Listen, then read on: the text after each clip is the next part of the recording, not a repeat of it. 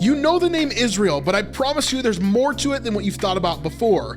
I think you're going to learn something in today's video, so stick around as we talk about our second part of Jacob's story in our foundation series. Just to catch you up, here's a great kind of visualization of what we've been talking about so far. So here's our new biblical family tree, okay, that we're going to try to keep up with, at least for the main people that we've been talking about in this foundation series. This, again, was a great idea from someone in our live chat last week, so thank you guys so much for that idea, and so we're talking about it here. So here we have Adam and Eve, Cain and Abel. That's kind of where we started in terms of figures, biblical figures that we talked about. Then we jumped way in the future and we got to Noah, and then we jumped in the future again, we got to Abraham, and now we've really been in that line of Abraham since that point, really going from father to son and father to son, and we're going to do that again here in just a little bit. So we've got Abraham, who has Isaac, and then Isaac has Jacob and Esau. And so this really helps us to visualize what exactly is going on here. You can see Esau is super hairy. Jacob is a little bit more demure. He's a little bit smaller. And we talked about that last time. If you want to join along with us, we're going to be in Genesis chapter 30, if you want to jump along with us. And that's going to be right here. Now, last time we began to talk about a little bit of Jacob's children and who they were. Now, obviously, Jacob is going to have 12 children, and we'll talk more about them, I think, a little bit later. We're not going to dive as deep into these different things today, but we are going to focus in on one thing in particular, which I'm really, really excited about. So if we read through this section, Genesis chapter 30, we see that basically Jacob is a mess. Jacob is married to Leah, but he's then also married to Rachel. And then if you read through Genesis chapter 30, you see that each of them, Rachel and Leah, end up giving Jacob their servants as a wife, essentially. So it's almost as if Jacob has 4 wives that he's having a ton of these different children with, which is why he ends up with so many children all at the same time. This is a big mess. Jacob just continues to kind of dig himself this hole and get into this circumstance that he's in here. So we see him as he's got these 4 women that he's having children with. He eventually has 11 sons at this point in the scriptures. And then he starts to get in fights with Laban, who, as we know, is his uncle / now his father-in-law, right? And so as we continue on, we see chapter 30, we see that Jacob begins to increase his flocks. We see that Jacob is prospering really well under serving Laban. And he's starting to become actually very, very wealthy. As we move on to chapter 31, we see here that Jacob actually flees from Laban. So during this whole section, essentially Laban keeps on changing his wages. Laban keeps on changing how he's paying Jacob and how Jacob is supposed to be, receiving flocks and different income, essentially, for him, okay? Laban is basically trying to cheat Jacob out of his own income, his own, reward for doing what he has done for Laban. So this becomes a big issue, and essentially God here in chapter 3, or in verse 3, says, "Then the Lord said to Jacob, go back to the land of your fathers and to your relatives, and I will be with you." So God gives him this commandment, hey, I want you to leave this area, leave Laban, and you go back to the land of your fathers, okay? Jacob goes to his wives and he says, "I see that your father's attitude towards me is not what it was before, but the God of my father has been with me. You know that I've worked for your father with all my strength, and yet your father has cheated me by changing my wages 10 times. This is actually a really interesting thing that I want you to go back and read, because we're not going to be focusing on this tonight, but God actually makes it so that Jacob's wealth keeps on increasing and increasing and increasing, even though Laban is trying to cheat him out of it. It's really, really interesting how he actually does that.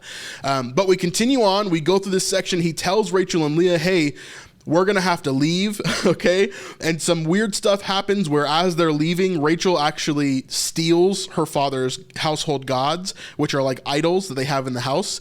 And she steals those, which makes Laban upset.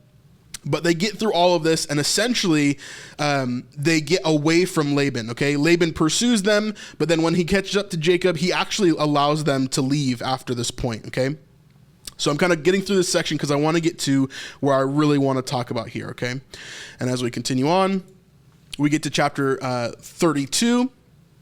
And we see as Jacob prepares to meet Esau. So if you remember our timeline here, our family tree, okay? We've got Isaac, we've got Jacob and Esau. And if you remember previously, Esau had threatened to kill Jacob, okay? So we got these two right here. Esau had threatened to kill Jacob. He's like, if I ever see Jacob again, I'm gonna take that guy out, right? And so this is the mindset that Jacob ran away from originally. His mother, right? His mother sent him away and told him, you need to get away from this place because Esau is gonna kill you, okay? So that is the impression that Jacob has had. So over these past 20 years, since he's been gone from his father and his mother and his brother, he has harbored that thought about Esau. Esau's going to kill me. Esau's going to kill me. If I ever see Esau again, he's going to kill me. He hates me, right? Because he stole his birthright. He stole his the blessing of the firstborn, right? So as we get into this, we see as Jacob prepares to meet Esau. So as Jacob goes on his way away from Laban, right, we see this, sorry, let me get this in the right spot. As he runs away from Laban, we see as Jacob runs into actually some messengers from Esau, okay? So Jacob sent messengers ahead of him to his brother Esau in the land of Seir, the country of Edom. Remember, Esau has the Edomites. He's part of Edom, okay? The nation of Edom is Esau's. He instructed them, this is what you are to say to my lord Esau. Your servant Jacob says, I have been staying with Laban and have remained there until now. I have cattle and donkeys and sheep and goats, male and female servants. Now I am sending this message to my lord that I may find favor in your eyes. Okay. So this whole time, Jacob is trying to basically send messengers ahead of himself to Esau so that when he sees Esau going back to his father's country, Esau won't be upset, okay?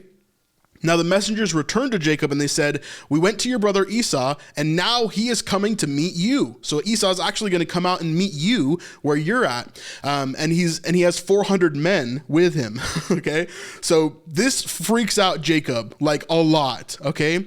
And if you know Jacob, he's not used to taking on things head on. He's not used to doing the right thing and confronting his problems in the way that he should. Right? So let's see what Jacob's scheme is this time to get out of it, okay?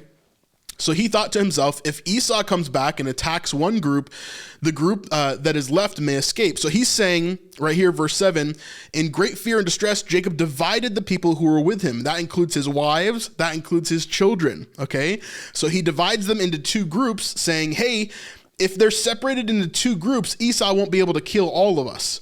Maybe one of those groups will be able to actually get away, okay?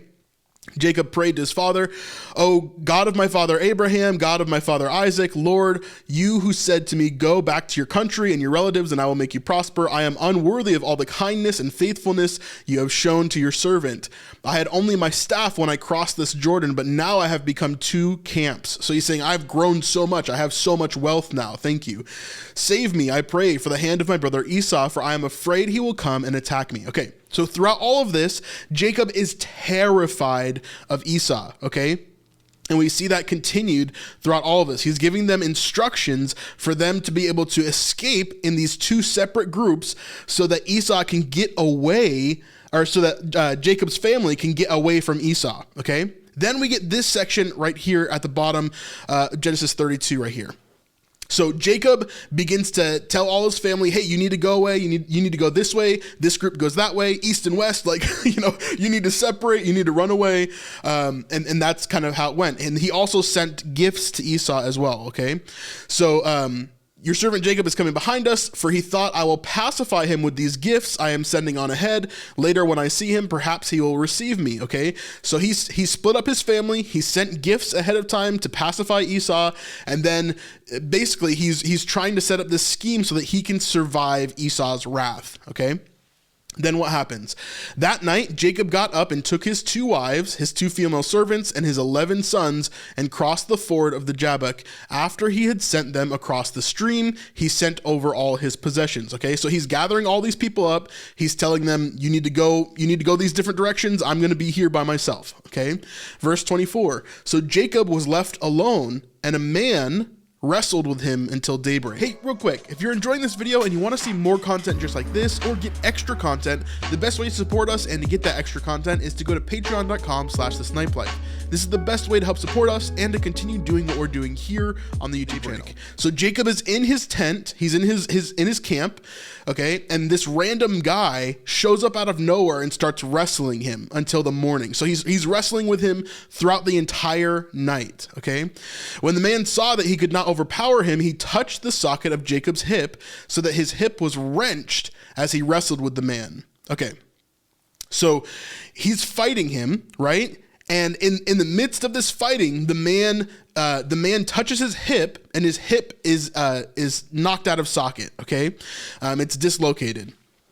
Then the man said to him, "Let me go, for it is daybreak." But Jacob replied, "I will not let you go unless you bless me." This man asked, "What is your name?" And Jacob he answered. Then the man said, "Your name will no longer be Jacob, but Israel, because you have struggled with God and with humans, and you have overcome." Jacob said, "Please tell me your name." But he replied, "Why do you ask my name?" Then he blessed him there. So Jacob called the place Peniel, meaning, "It is because I saw God face to face, and yet my life was spared." So this part of this verse right here is a massive portion of what we're going to talk about today, but also a massive portion of this wrestling moment with Jacob, okay? Jacob does not merely wrestle with some random person, as the title of this section concludes, right? This section is telling us that God himself came down and wrestled with Jacob. Now, there's a dispute on this itself. Some people believe that it wasn't actually God himself, but rather an angel or a divine being that was a representative of God.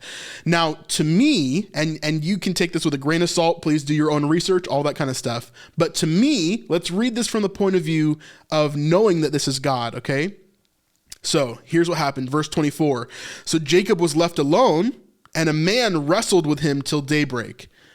This verse right here to me is massive in terms of thinking about this in a divine way, in a godly way. Who is God the man? In my mind, that means Jesus himself. As we see a lot throughout the Old Testament, there's something that we're going to introduce you to tonight called a Christophany. So a Christophany is when Jesus comes pre-incarnate in the flesh, in some form in the Old Testament. Sometimes you'll see this referred to as the angel of the Lord. That is a way in which the Bible tells us that this is the Son of God pre-incarnate, before he was born on earth. Now remember, Jesus was there from the beginning. He created everything. Not anything in the earth was made that was not made through him, right? That's what the scripture tells us. And so here, this could possibly be Jesus himself wrestling with Jacob. And in that sense, it's really interesting to read it through that lens, because verse 25, for example, says, when the man saw that he could not overpower him, he touched the socket of Jacob's hip so that his hip was wrenched as he wrestled with the man, okay? So Jacob is a strong guy, right? Jesus is not saying that he's not capable. Of course, if it's God that's wrestling him, of course God is capable of destroying Jacob. But there are many times, especially in Jesus' life, where he allows his strength to be put aside, right? As he's on the cross, for example. When Jesus is on the cross, he could have easily gotten off the cross, but he chooses not to in that moment because he understands why he's there and what he is doing. Does that make sense? So this is a really, really amazing moment. But the thing I want to focus on is actually Jacob's name change here. What happens at the end of this conversation? He says, "What is your name?" And he answers, "Jacob." Then the man said, "Your name will no longer be Jacob, but Israel, because you have struggled with God and with humans and have overcome." In the scriptures so far, who have we seen that changes people's names? Well, in our foundation series so far, we've seen it twice, right? At least. We've seen Abram, who gets turned into Abraham, and then Sarai, who gets turned into Sarah, right? These name changes are very significant because of what the names mean. Now, I think even more so in this case, it is a huge thing that you have to realize why God is changing Jacob's name here, okay? Remember, if we go back to the family tree, we see this guy right here, right? Jacob himself with Esau down here. Now we know what Jacob's name means. As they're coming out of the womb, because they're twins, right? Esau and Jacob are twins.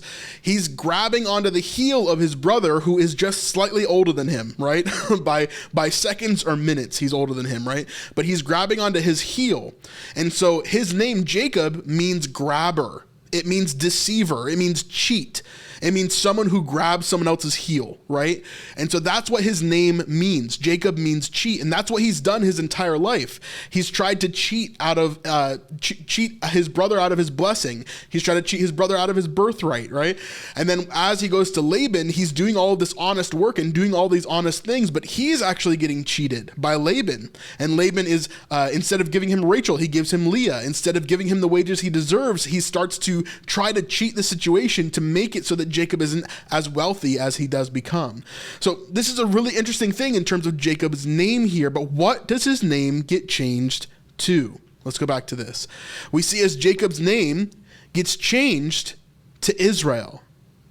So if you've never had this perspective before, I think this is a major thing for you to start to understand in Christianity and in biblical knowledge, okay? What is your name? It's Jacob. Your name will no longer be Jacob, but it will be Israel, because you have struggled with God and with humans, and you have overcome. So let's take this back to the original language and talk about it in this way, okay? We have Yisrael, okay, which is Israel, right? Take off the Y, and it kind of looks more what we're used to, right? In an American sense, in an English sense, right? Most people know it as Israel today, right? But this is where the two words that make up Israel are combined, okay? We have Yisra, which is to struggle, okay? That's the beginning of Israel. Yisra is to struggle, okay? Then the second portion of this is a shortened version of Elohim. Elohim means God, okay? So if you put Yisrael together, okay, it means to struggle with God, or to contend with God, or to wrestle with God. That is what the name of Israel means. So now we can put that into perspective for Jacob, right? Jacob is always in contention with what God wants and what he wants and how he is supposed to go about life, right? He cheats his brother out of the birthright. He's contending with what God's original plan was, or what God's plan was for that moment. He steals the birthright. And then he's contending with Laban. He's contending with man, right? And then he wrestles, literally, physically wrestles with God. And in that moment, God knocks his hip out of socket, and for the rest of his life, he is maimed by God. And in this moment, he changes his name from Jacob the deceiver to someone who contends with God, someone who wrestles with God. Now, I want you to think about this in a way more modern sense. Israel, throughout all of the time of the Bible, you're going to see this through the Foundation series. Throughout all of the time of the Bible, Israel are a people who contend with God. Israel are a people who wrestle with God. You can see that over and over and over again. Just think about the book of Judges, where they come to God and they're like, yay, God's amazing. And then, a few years later, they're like, we don't really care anymore. And then they go into sin, and then they start this cycle over and over and over again of coming back to God, then leaving God, then coming back to God, and then leaving God. They're always testing God. They're always pushing the limits. They're always breaking those things, right? And I don't think that this has ever stopped. I don't think that the nation of Israel has ever stopped contending with God. Israel comes from Jacob. All Israel means today, the nation of Israel, the country of Israel, it just means that they are the offspring of Israel. And who he is and what he represents now represents them as a people. So as we continue, this is all going to start to make way more sense. For example, when we go back to our back to our family tree here, right?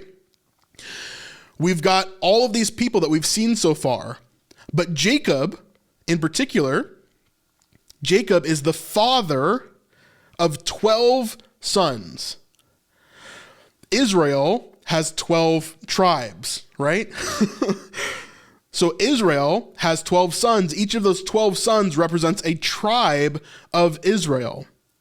So for example, when we say the tribe of Judah, that just means that they are descendants from Judah. When we say the tribe of Benjamin or the Levites, right? The priestly Levites, those are descendants of Levi. So this is really the beginning of the nation of Israel. And now, of course, we can go back and bring that all the way back to Adam, right? We can bring that back to Noah. We can bring that back to Abraham. But God is the one that renamed Jacob Israel and gave not only Jacob his name, but the entire nation of Israel.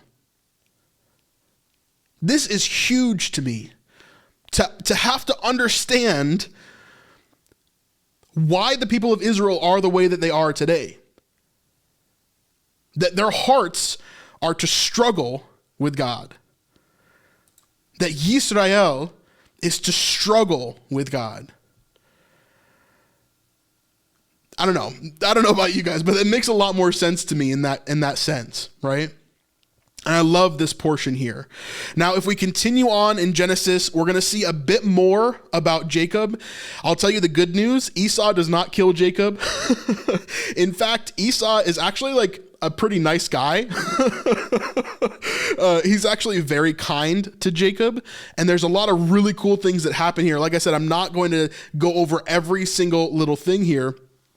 But the most important thing that you recognize when we come through Jacob's life is that he has 12 sons. And the next one that we're going to talk about is a son of Israel. And his name is Joseph. Right here in Genesis 37. So that's where we're going to start next time on Joseph. And while you may have heard the story of Joseph before, I promise you we're going to look at some really interesting things that maybe you've never thought about before. So make sure you tune in for that one.